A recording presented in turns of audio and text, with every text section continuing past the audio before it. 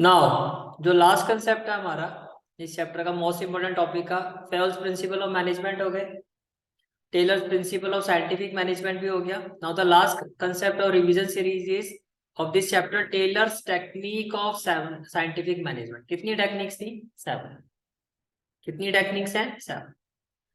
तो first technique की अगर मैं बात करता हूँ, first technique is standardisation and simplification of work. छोटा सा एग्जांपल देते हैं। स्टैंडर्डाइजेशन, स्टैंडर्ड होना यानी कि हाई क्वालिटी, और उसके पीछे वो कब होगा? जब आप काम को क्या करोगे? सिंप्लीफाई कर दो। परफेक्ट एग्जांपल हो डोमिनोज।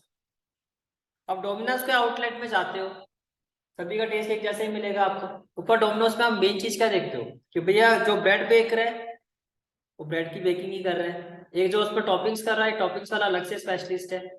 एक जो उसका टेम्परेचर पे जो उसको ओवन वगैरह में डालता है वो उसका अलग से, वो अलग से पर्टिकुलर पर्सन है। तो हर एक बंदा जब एक ही काम को कंटिन्यूअसली कर रहा है, उसके लिए देखो पूरा जो पिज्जा बनाने का जो प्रोसेस है उन्होंने सिंप्लीफाई कर दिया। पहला स्टेप आप करोगे, इसके बाद वाला काम आप करोगे, इसके बाद वाला काम आप करोगे, कस्टमर से जो डीलिंग करनी है वो आप करोगे। तो प्रॉपर एक चेंज चल रही है, क्वालिटी भी अच्छी आ रही है। सेम चीज आप एप्पल का एग्जांपल ले लो या किसी बड़ी ब्रांड का ले लो।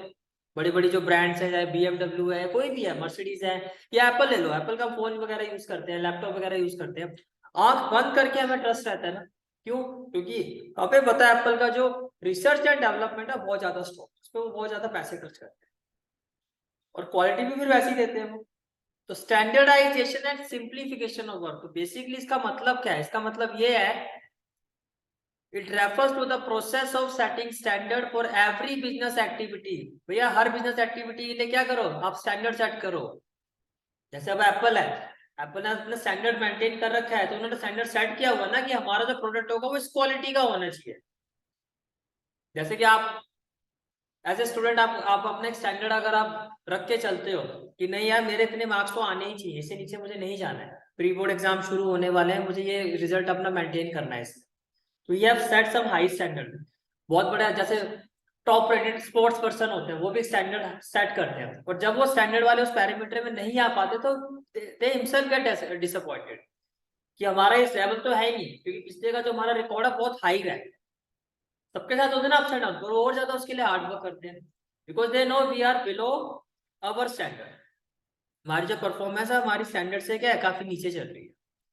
That is standards for processing raw material, किस तरह से उसका प्रोसेस करना है, कितना कितने टाइम, किस मशीन पर कितना टाइम देना है, मेथड क्या यूज करना है, क्या वर्किंग कंडीशन रहेगी। It represent benchmark of the company, यानी कि क्या पैरामीटर हमने सेट कर रखा है। समझ में आ रहा है? ठीक है। नेक्स्ट आती है technique that is functional foremanship. अब देखो ये क्या कहती है भैया, ये कहते हैं कि जैसे टॉप लेवल पे प्लानिंग वाला एक अलग ग्रुप होता है, करने वाला अलग ग्रुप होता है, इसी तरह से हर लेवल पर होना चाहिए। जैसे होता है ना, एक बैठ के खा पी रहे हो और प्लानिंग कर रहे हो, ये चीज ऐसे कर रहे, ये चीज ऐसे कर रहे, दूसरा कह रहा है उसको मैं इम्प्लीमेंटेशन कर रहा है। प्लानिंग वाला अलग और करने वाला अलग। तो इसी तरह से टेलर ने क्या कहा,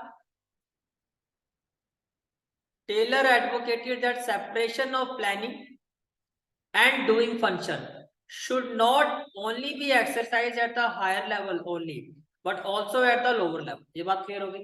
ठीक है। then for this he introduced functional foremanship। इसके लिए उन्होंने क्या इंट्रोड्यूस किया? इस टेक्निक को इंट्रोड्यूस किया। since all qualities of planning and doing function could not be found in a single person, या एक पर्सन में सारी क्वालिटी नहीं आपको मिल सकती, तो आपको हर चीज के लिए, हर पोस्ट के लिए, हर काम के लिए स्पेशलाइज होना चाहिए आपके पास। सो टेलर प्रपोज 8 स्पेशलिस्ट। कितने? तो ये भी भैया कई बार एमसीक्यू में पूछा जा सकता है। कितने स्पेशलिस्ट? 8। ये क्लियर हो गया? और these are the 8 specialist, these are the 8 specialist. अब देखो अगर आप इसको ध्यान से देखो तो यहाँ पर क्या दिखाई दे रहा है आपको? हमने क्या बात की? प्लानिंग और प्रोडक्शन। टोटल कितने स्पेशलिस्ट है? 8। 4 इधर आ गए। 4 कौन कौन सा आ गए? Instruction clerk, route clerk, time and cost clerk, disciplinarian. और प्रोडक्शन में क्या क्या आता है? Speed boss, gang boss, repair boss, inspector. ये सारे के सारे क्या है? वर्कमैन है। ठीक है। अब इनका क्या क्या काम होता है ये डिस्कस करते हैं। देखो सबसे पहले हम बात करते हैं रूट कलर क्या करता है? रूट कलर का काम होता है to specify the exact sequence and route of production की जो प्रोडक्शन होगी उस प्रोडक्शन का जो सीक्वेंस रहेगा वो क्या रहेगा, वो ये डिसाइड करता है, ये प्लान करता है। ठीक है, अभी हम बात कर रहे हैं प्लानिंग इंचार्जेस की, कितने हैं? 4। दूसरा आता है इंस्ट्रक्शन कार्ड क्लर्क, ये क्या करता है? Is responsible for drafting instruction for the worker, ये वर्कर के लिए क्या तैयार करता है? इंस्ट्रक्शंस। फिर आता है टाइम एंड कॉस्ट क्लर्क, ये क्या करता है? To prepare time and cost sheet for the job. ठीक है, और उसके बाद फिर क्या आता है?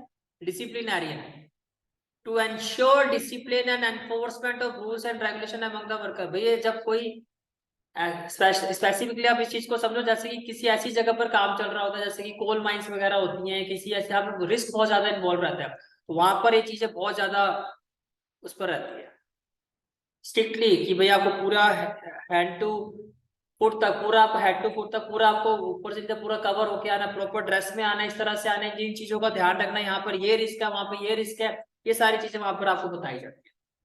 समझ आ गया? टू एंश्योर, ये क्या करता है, इसका क्या काम है? To ensure discipline and enforcement of rules, force किया जाता है, you have to follow these rules. तो क्लियर हो गया प्लानिंग वाला। अब आता है प्रोडक्शन चार्जेस। प्रोडक्शन चार्जेस में क्या क्या कौन कौन होता है? गैंग फोर्स, ये क्या करता है? Responsible for keeping tools and machine ready for operation, ये इस चीज का ध्यान रखता है कि भैया जो मशीनें और टूल्स का, जो मशीन्स और टूल्स का यूज होगा प्रोडक्शन पर्पस के लिए, वो वेल मेंटेन्ड रहे। ये समझ में आ गया? फिर क्या आता है? स्पीड बॉस, ये किसके लिए रिस्पॉन्सिबल होता है? कि जो भी काम है से टाइमली पहले डिसाइड हो रहे हैं, टाइम पर ये काम हो जाना चाहिए। जब हमने यहाँ बात की to prepare time and cost sheet for the job, कि इस काम को करने में कितना टाइम लगेगा, अब ये क्या रहा इंश्योर कर रहा है कि वो काम उतने टाइम पर पूरा होना भी चाहिए। Speed boss is responsible for timely and accurate completion of job, की जो टास्क आपको दिया गया वो जितने टाइम पर हो जाना चाहिए उतने टाइम पर हो रहा है नहीं हो रहा, वो ये इंश्योर कर रहा है। फिर क्या होता है? रिपेयर बॉस, ये क्या इंश्योर करता है? To ensure proper working condition of tools and machine. भैया आपकी जो टूल्स की जो टूल्स आपकी रिक्वायरमेंट प्रोडक्शन में होने चाहिए, जिन मशीनों की रिक्वायरमेंट है, वो कौन अरेंज करके देगा? ये करेगा। लेकिन वो वेल मेंटेन रहे, उनकी कंडीशन ठीक रहे, वो कौन ध्यान देगा? Repair boss. और इंस्पेक्टर क्या करता है? क्वालिटी ऑफ वर्क की, जो आप काम कर रहे हो उसकी quality up to the standard है या नहीं। तो सेकंड टेक्निक क्लियर होगी। ठीक है, फिर आती है मेथड स्टडी। मेथड स्टडी क्या कहता है? मेथड स्टडी ये कहता है कि भैया मैंने जैसे आपको अभी एग्जांपल दिया था, ट्रेडिशनल मेथड और मॉडर्न मेथड, तो you have to strike a balance, you have to choose the best possible method जो आपके पर्पस को क्या करे? सॉल्व करे, चाहे वो ट्रेडिशनल हो चाहे वो मॉडर्न मेथड। तो क्या कहा जाता है? मेथड स्टडी क्या कहती है? मेथड स्टडी से the objective of method study, the objective of method study is to find out one best way of doing a job, किस काम को करने का बेस्ट मेथड क्या है, दैट इज मेथड स्टडी, वो ये कहती है। ठीक है, फिर आता है मोशन स्टडी। मोशन स्टडी के भी आप एग्जांपल से अगर आप समझो तो ऐसे समझो कि समटाइम्स जब हम कोई काम कर रहे होते हैं उसमें अननेसेसरी मूवमेंट हो रही होती है, अननेसेसरी बहुत सारी मूवमेंट होती है, जिससे बहुत ज्यादा टाइम वेस्ट होता है। जैसे कि एक वो कार वाला एग्जांपल जैसे हमने डिस्कस किया था कि भैया कोई कार है गैरेज में खड़ी हुई है, तो वर्क जो भी वहाँ पे वर्कर है जो उसको ठीक कर रहा है, वो क्या कर रहा है? कार के नीचे उसको ठीक कर रहा है, फिर उसको किसी चीज की रिक्वायरमेंट होती है टूल्स वगैरह को, तो कार से बाहर आता है, टूल्स लेता है, फिर अंदर जाता है, फिर उसको करता है, किसी और की जरूरत होती है फिर जाता है, फिर वो करता है, तो कितना उसका टाइम खराब हो। या तो आप एक उसी स्पॉट में एक टूल बॉक्स बना दो, या किसी को खड़ा कर दो कि जिससे वो मांगे वो उसको बार बार उसको पकड़ाता रहे, वो अननेसेसरी जो मूवमेंट है जिसमें उतना टाइम वेस्ट हो रहा है वो बच जाए। तो मोशन स्टडी यही कहती है। मोशन स्टडी क्या कहती है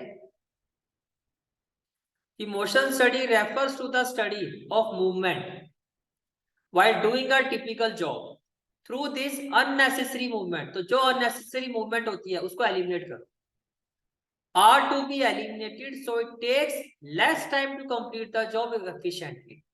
समझ में आ गया? ठीक है, नेक्स्ट आता है फिर हमारा time study. This is a very important technique.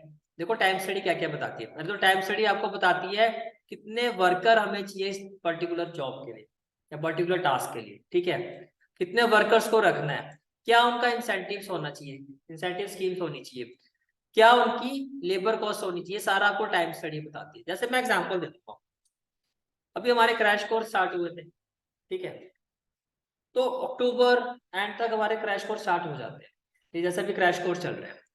तो क्रैश कोर्स में क्या होता है कि एक टाइम पता होता है, फ्रेम ऑफ टाइम पता होता है कि ये पर्टिकुलर चैप्टर को कराने में इतने घंटे लगते हैं। इस पर्टिकुलर चैप्टर में जैसे अकाउंट्स की बात करो, तो मान लो कि फंडामेंटल में 10 घंटे लगते हैं, या गुडविल में 2 घंटे लगेंगे, या एडमिशन में आपके 12 घंटे लगेंगे, ऐसे ऐसे करके टोटल एक कॉस्ट आती है। मान लो सारे कोर्स को कंप्लीट करने में 40 आवर्स लगते हैं। अब मैं अगर 2-2 घंटे की क्लासेस डेली लेता हूँ तो कितने दिन में होगा कोर्स कंप्लीट? 40 दिन में।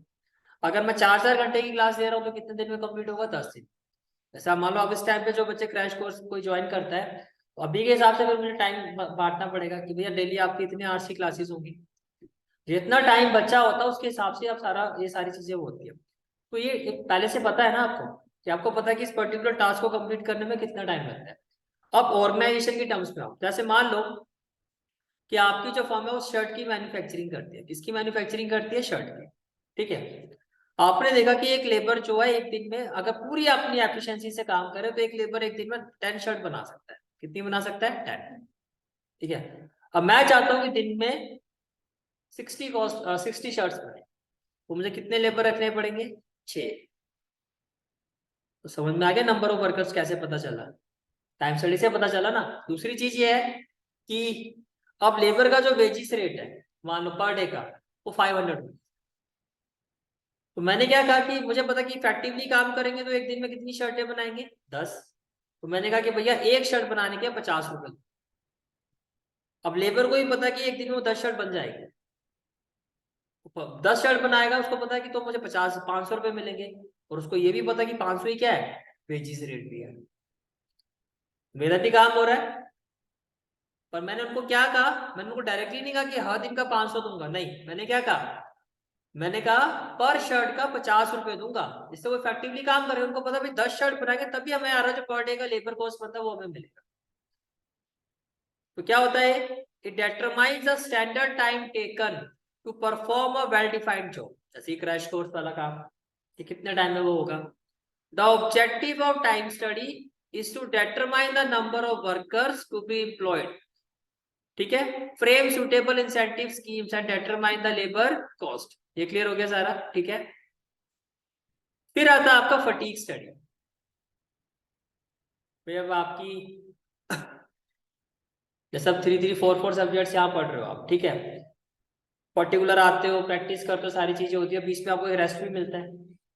रेस्ट देना क्यों जरूरी है? अदरवाइज तो मशीन तो होनी, इवन मशीन को भी रेस्ट की जरूरत होती है, हम तो फिर भी इंसान। अब मैं भी कंसिस्टेंटली अभी पढ़ा रहा हूँ, साथ में रिकॉर्डिंग एनालिसिस भी होता है। घर जाऊंगा फिर थोड़ा ब्रेक लूंगा, फिर मैं प्रेजेंटेशन तैयार करूंगा, बीच बीच में ब्रेक मुझे भी चाहिए होता है, सभी का होता है ऐसा। कई बार आपके 2-2 सेशन, 3-3 सेशन 3-3 घंटे के भी होते हैं, तो उसमें उसके बाद बीच इन बिटवीन भी हम थोड़ा थोड़ा 5-5, 10-10 मिनट्स का क्या करते हैं, ब्रेक लेते हैं। होता है ना ऐसा? वो क्यों जरूरी है? क्योंकि भैया आपकी एफिशिएंसी अगर आप नहीं लोगे तो आपकी एफिशिएंसी धीरे धीरे क्या हो जाएगी? बिल्कुल डाउन हो जाएगी। होता है ना ऐसा? It seeks to determine the amount and frequency of rest interval in completing a task. भैया इस टास्क को कंप्लीट करते हो कितनी बार और कितनी कितनी देर का रेस्ट जरूरी है। जैसे स्कूल में 4 पीरियड्स के बाद आपका क्या होता है? लंच ब्रेक होता है। इसी रीजन से होता है। तो देखा गया कि 4 पीरियड अगर बच्चे पढ़ेंगे, अगर, बहुत बड़ा वर्ड आ गया आप, क्या अगर पढ़ेंगे, वैसे तो तुम्हारी तो एफिशिएंसी पहले पीरियड में डाउन हो जाती है। स्कूल पहुंचते गेट से, गेट के बाहर खड़े होते हैं डाउन, और अंदर जाके और डाउन, और क्लास में आके तो पूरी डाउन। समझ में आ गया? Next very important technique, differential piece wage system. ये भैया ये कहती है कि अगर कोई वर्कर इफेक्टिव है तो उसका जो वेज सिस्टम, वेज रेट है वो ज्यादा होना चाहिए कंपेयर टू द इनइफेक्टिव। वही शर्ट वाला एग्जांपल लेते हैं। एक दिन में कितनी शर्ट की मैन्युफैक्चरिंग हो सकती है? अगर इफेक्टिवली काम करोगे तो 10। तो मैंने कहा भैया अगर इफेक्टिवली काम करोगे तो पर शर्ट के दूंगा, अगर अगर दिन में मुझे पता 10 शर्टें बनती है, मैंने कहा अगर 10 शर्टें बनाते हो तो एक पर शर्ट के मैं दूंगा 50। देखिए अगर 10 से कम बनाओगे तो पर शर्ट के मैं आपको दूंगा 40 रुपीज। कितने दूंगा? 40 रुपीज। ये चीज समझ में आ रही है? अब हुआ क्या कि किसी ए एम्प्लॉय ने पूरी 10 शर्ट बनाई, और किसी बी एम्प्लॉयज ने बनाई 9 शर्ट।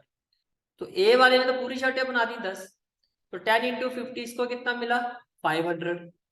लेकिन अगर 10 से कम बनेगी तो पर शर्ट कितना मिलेगा आपको 40, तो इसको मिला 9 इंटू 40 दैट इज 360। बस कुछ बोलने की जरूरत ही नहीं, अपने आप ही मोटिवेट हो जाएगा नेक्स्ट टाइम। एक शर्ट अगर प्रॉपरली काम कर लेता तो सीधे 140 रुपये मेरा बढ़ जाता। अगली बार कुछ बोलने की जरूरत ही नहीं पड़ेगी आपको। समझ में आ गया? इफेक्टिव वर्कर का wage rate 50 rupees per shirt, ineffective का wage rate 40 rupees per shirt, बात खत्म। तो ये क्लिक कर रहा है आइडिया, हो रहा है ना? तो देखो क्या है इसमें कहा गया है, Taylor was a strong advocate of piece wage system. He wanted to differentiate between efficient and inefficient worker. He wanted to differentiate between efficient and inefficient worker. He wanted to reward efficient worker. वो चाहता है कि जो efficient worker है उसको reward मिलना चाहिए, यानी कि उसको फील होना चाहिए कि भाई मैं इतनी मेहनत से काम कर रहा हूँ तो मुझे स्पेशल ट्रीटमेंट भी मिल रहा है, उस हिसाब से मुझे वेजिस रेट भी मुझे उसी हिसाब से मिल रहा है। So he introduced different rate of wage payment. Under this system, a higher rate of wages will be given to efficient worker who produce the standard output or more. यहाँ पे clear है सारी चीजें, ठीक है? जो स्टैंडर्ड आउटपुट प्रोड्यूस करेगा या उससे ज्यादा, भाई हो सकता है 10 से ज्यादा ही प्रोड्यूस कर जाए जोश जोश में आके, ठीक है? और इसके बाद क्या कहा जा रहा है, a worker who produces below standard output will be given a low wages, low rate of wages. Clear हो गया? कोई डाउट? तो यहाँ क्या आपका चैप्टर सारा कंप्लीट, जितने भी हमारे मोस्ट इंपॉर्टेंट टॉपिक्स थे वो सारे हमारे हो गए कंप्लीट, ठीक है?